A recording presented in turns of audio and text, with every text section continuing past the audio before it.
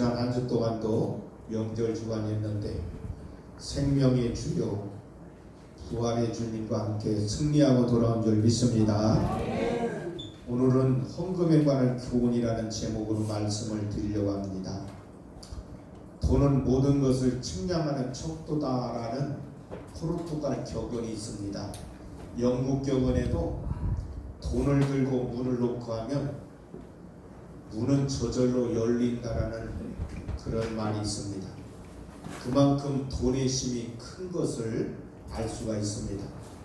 영국 수상 윈스턴 처칠 경이 전 세계를 향하여 중요한 연설을 하게 되었는 날 연설장을 가기 위해서 택시를 잡았습니다. 지금부터 한 30년 전에는 영국 국회의원들과 장관들이 자가용 없는 장관들이 상당히 많았다고 합니다. 국회의원 3분의 1이 자가용이 없이 택시를 타고 다니는데 택시 타고 다니는 것을 아주 자랑스럽게 여겼다고 합니다. 처칠 경도 그날 택시를 타기 위해서 택시를 세웠는데 이제 BBC 방송으로 갑시다 그랬더니 손님 죄송합니다. 오늘 거기까지 갈 수 없습니다. 다른 차를 이용해 주십시오. 왜 그러시오? 했더니 조금 후에는 이 우리 처칠경이 전 세계를 향하여 중요한 연설을 하는데 그것을 들어야 합니다. 이에 처칠경은 기분이 상당히 좋았어요. 그러나 이제 연설하기에 방송으로 가야 되니까 처칠이 말했습니다. 1파운드를 드릴 테니까 좀 갑시다 했더니 이제 결코 적은 돈이 아니고 많은 돈을 주니까 운전수가 얼굴이 확 다르게 바뀌어지더니 그까짓 거 갑시다. 뭐 처칠경인지 개떡인지 우선 돈이나 벌고 봅시다. 돈 때문에 처칠경이 개떡이 돼버렸어요. 그때 처칠이 얼마나 당황스럽겠습니까? 여러분, 돈은 이처럼 사람을 움직입니다. 돈을 바로 안아서 바로 벌고 쓰면 문제가 없고 복이 되는 것입니다. 자신과 이웃, 사회에 득이 되는 것이지요. 그러나 돈을 잘못 벌고 잘못 쓰면 큰 문제가 되는 겁니다. 지금 우리 여러분 정치계에 여러 가지 술렁이고 나라가 혼돈 속에 빠져 있는 것도 계속 그 끝을 가보면 뭐로 연결됩니까? 돈으로 다 연결돼 있어요. 돈 때문에 다 연결된 것들입니다. 사실 여러분들 우리가 회사에서나 정부에서 월급 제대로 받고 그대로 살면 먹고 사는 데는 문제가 없습니다. 그런데 취하지 않아야 할 돈을 취해가지고 장관이 감옥에 가고 고위층들이 감옥에 가는 일들이 얼마나 많습니까? 여러분, 돈이라는 것은 정말 우리 생활에 필요한 것입니다. 여러분, 배가 항해하려면 물이 있어야 항해할 수가 있잖아요. 바닷물이 없으면 배가 아무리 큰 배라도 나갈 수가 없습니다. 우리 인생 바다에서 우리 항해할 때에 반드시 돈이 필요한 겁니다. 뭐 돈 없으면 버스도 뭐 열차도 전철도 맛있는 음식도 전혀 사 먹을 수가 없어요. 그러니까 이 돈이 필요한 시대인데 여러분 가정에는 가득가득 물질이 차고 넘치기를 주 이름으로 축원합니다. 그런데 돈을 바로 알고 바로 써야 하나님께 복을 받게 되어 있습니다. 디모데전서 6장 10절에 보면 돈을 사랑함이 일만하게 뿌리가 된다고 말씀하셨어요. 돈을 사랑함이 일만하게 뿌리가 된다고 했어요. 그러니까 돈은 벌어서 쓰는 거지요. 돈을 애지중지 아끼고 돈을 사랑하면 돈의 종이 된다는 말입니다. 성경에 가르친 대로 돈을 벌고 쓰면 복이 되는 것입니다. 그래서 신앙생활 하는데 우리에게는 또 헌금 생활도 매우 중요합니다. 여러분, 신앙생활 출발부터 천국 갈 때 같이 우리는 어찌 보면 바치며 살아가는 것이에요. 신앙생활은 우리가 하나님께 받으며 받는 것이고 우리가 또 바치며 사는 것입니다. 여러분들은 물질을 돈을 바치면서 복을 받고 바치고 받는 그런 생활을 하는 것이 우리 신앙생활입니다. 우리 모두 잘 드리고 복을 받고 복 받는 성도 여러분들이 되기를 주의 이름으로 축원합니다. 그러면 헌금에 대한 정의를 바로 알아야 돼요. 헌금이 무엇인가, 왜 드려야 되고 어떻게 드려야 되는가를 알아야 됩니다. 여러분, 존 칼빈은 이런 말을 했어요. 오늘날 교회의 문제는 헌금에 대해 바로 가르치지 않은 것이라고 했습니다. 여러분, 헌금에 대해서 자주 가르쳐서 교인들이 헌금 생활을 바로 하야 그 교회가 복이 되고 성도 가정이 복이 될 줄 믿습니다. 여러분, 아들 셋을 둔 이 갑부가 있었어요. 이제 노안이 돼가지고 죽을 때가 가까워가지고 아들을 부르게 되었어요. 먼저 큰아들을 불렀어요.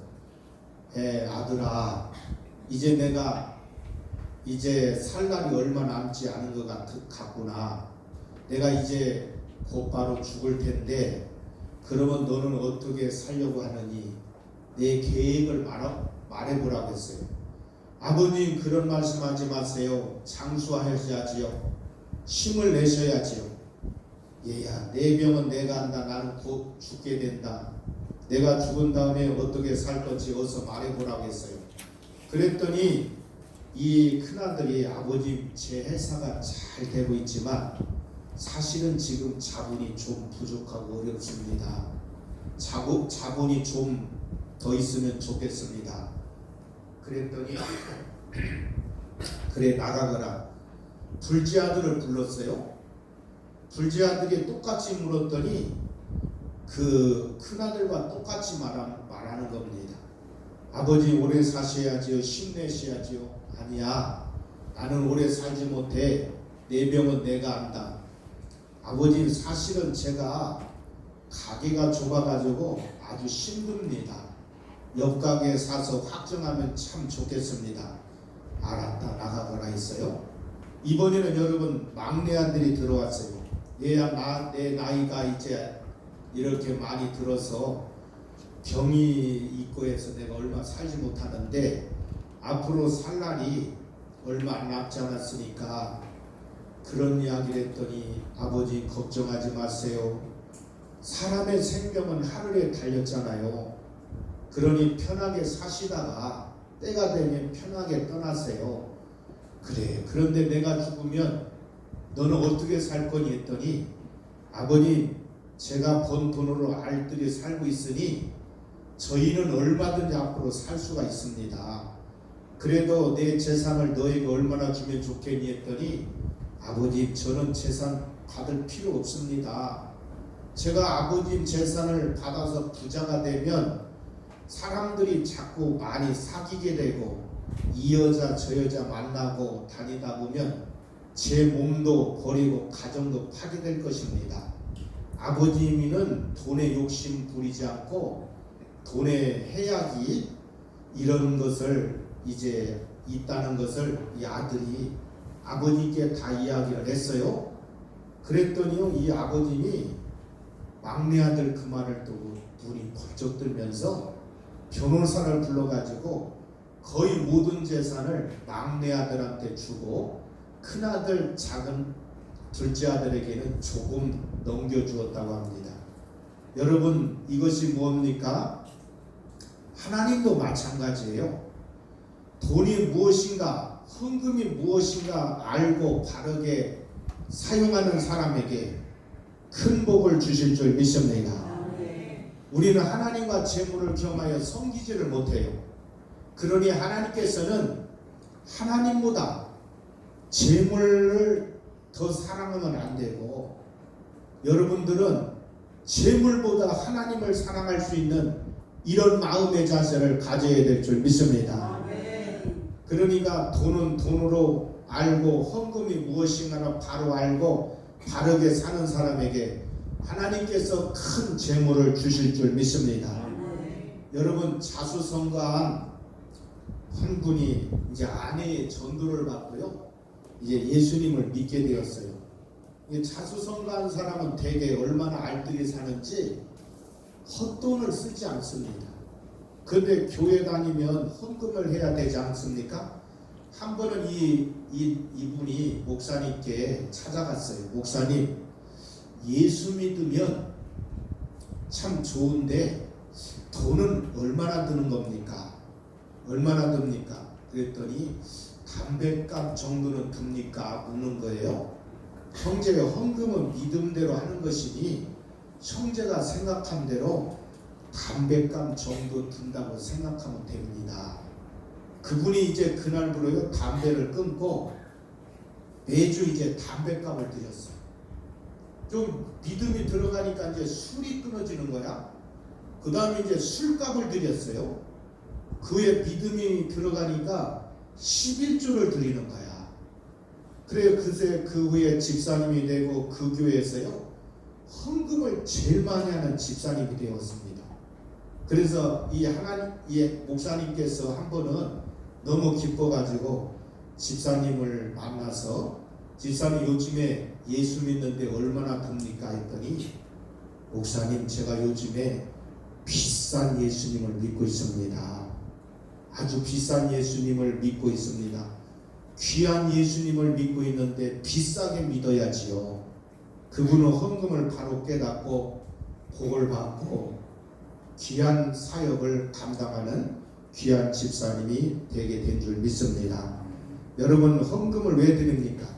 헌금은 하나님께서 이미 나에게 주신 은혜에 대한 보답으로 드리는 것입니다. 아멘. 감사해서 드리는 거예요. 아멘.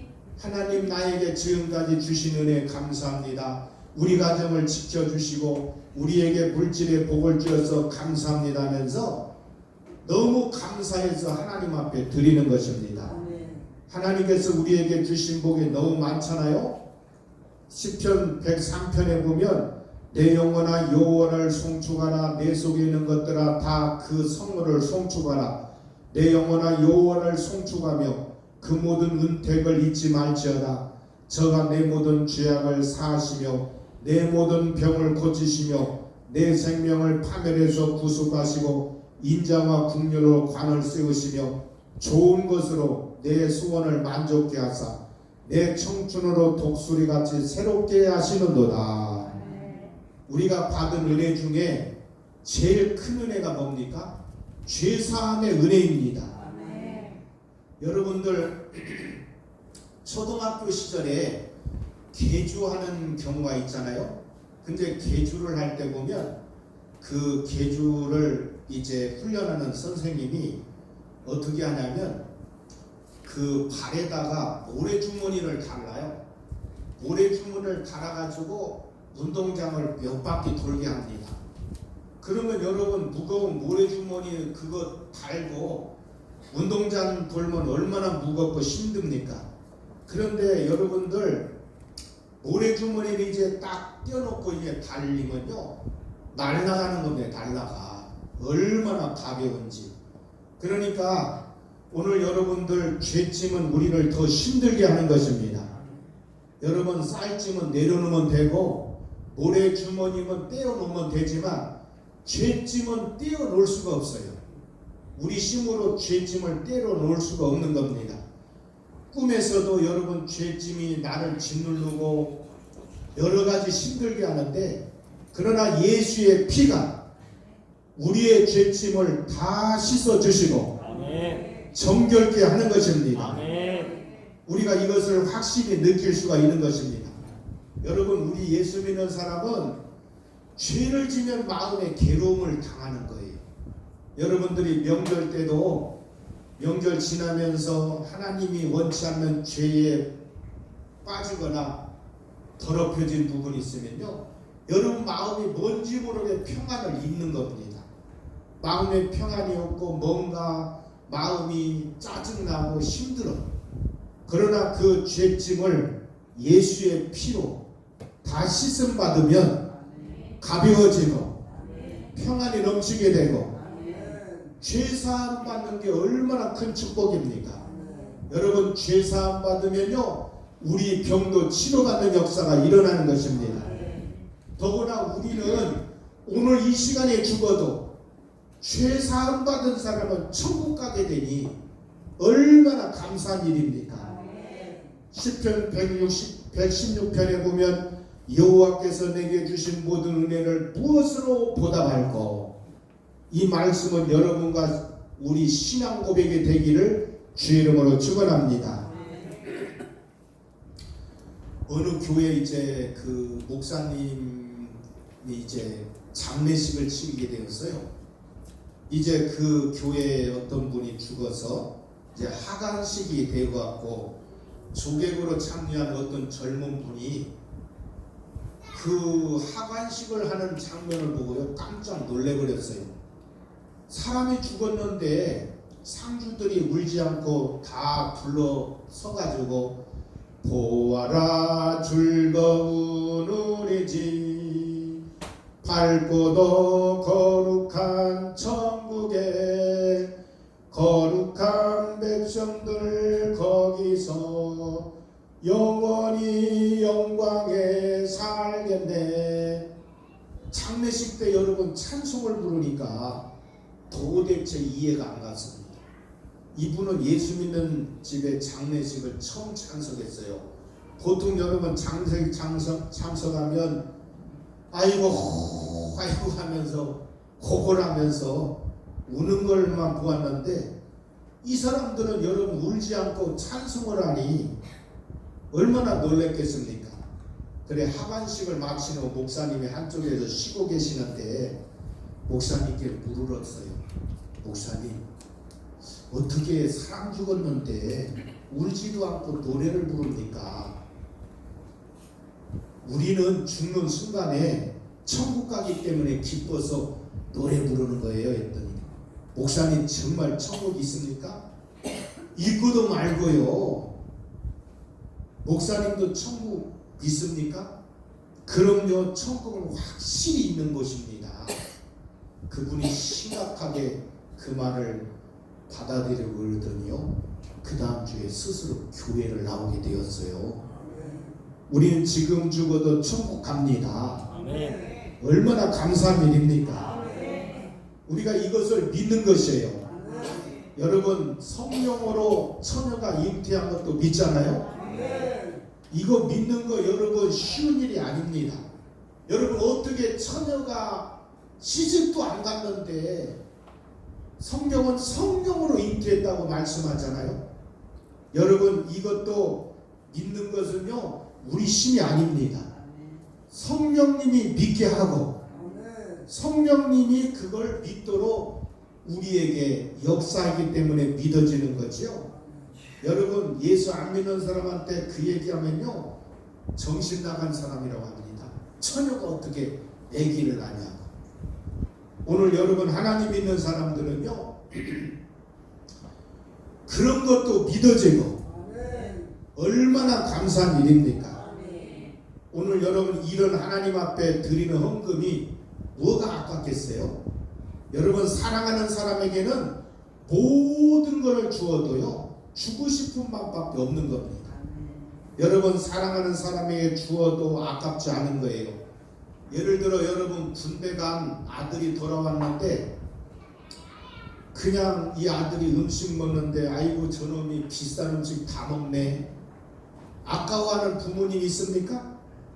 어머니는 아들이 잘 먹기만 하면 마냥 좋은 거예요.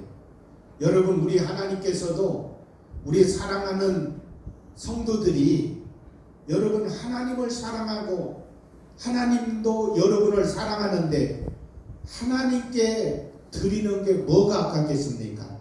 여러분 아브라함이요 하나뿐인 이삭을 하나님께 바친 것은 이삭을 미워하게 하기 때문이 아닙니다. 여러분 이삭을 생명처럼 사랑했지만 이삭보다도 하나님을 더 사랑하니까 하나님께 드리게 된 것입니다. 여러분 하나님께서 아브라함의 아낌없이 그 하나님을 아들보다 더 사랑하니까 야 하나님이 감동을 먹어버렸어요. 야 아들보다도 하나님을 더 사랑해. 그 이후에요 하나님께서 아브라함에게 얼마나 큰 복을 주셨는지 차고 넘치는 복을 주셨습니다. 그런 아브라함의 마음을 가진 자가 하나님을 참으로 기쁘게 하는 성도인 줄 믿습니다. 그리고 헌금은 하나님께 내가 모든 것을 주인됨을 인정하는 것이 헌금 생활입니다. 여러분 소장론이 지주에게 이제 소장료를 바치고 뭐 시향 땅을 갖다가 그 지주의 땅 주인임을 이제 인정하는 거 아니겠어요? 여러분들 자신의 농사를 짓게 해준 고마운 표시로 그렇게 주인한테 그런 것을 표시를 하는 겁니다. 만약에 토장론이 주인에게 소장료도 주지 않고 감사하지도 않고 그러면 주인으로 인정하지 않는 거예요. 그러면 주인이 화가 나서요 땅을 뺏어버리는 겁니다. 우리가 하나님 앞에 11조헌금 드리고 헌금 드리는 건 하나님께서 나의 주인임을 고백하는 것입니다.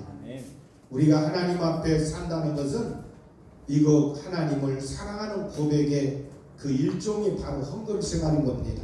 말라기 3장 7절 말씀에 보면 그런 말씀이 있잖아요. 내게 돌아오라 그리하면 나도 너에게 돌아가리라 하였더니 너희가 이르기를 우리가 어떻게 하여 돌아가니 가도다. 사람이 어찌 하나님 것을 도둑질하겠느냐. 그러나 너희는 나의 것을 도둑질하고도 말하기를 우리가 어떻게 주의 것을 도둑질하였네 가도다. 이는 곧 11조 헌물이라고 말씀했어요. 하나님께서 이스라엘 백성에 돌아오고 하시니 이스라엘 백성이 묻는 겁니다. 어떻게 하는 것이 하나님께 돌아가는 것입니까? 그러니까 하나님이 너희의 11조 헌물을 내게 드리라고 말씀하는 거예요. 너희가 11지도 하지 않고 헌금도 하지 않으면서 내 백성이라고 하는구나. 그것은 거짓말이라고 말씀하고 있는 겁니다. 그러니까 너희가 나의 하나님을 인정한다면 11조도 바치고 예물도 바치고 11조와 헌물을 바쳐야 내 백성이다. 너희가 하나님의 사람이라고 이야기한 것입니다. 여러분 미국의 한 교회에서 세례식을 거행하게 됐는데요. 세례식을 하기 위해서 이제 보통 목사님들이 그냥 교회 안에서 그냥 약식세례, 물세례 하잖아요. 근데 이 목사님의 교인들을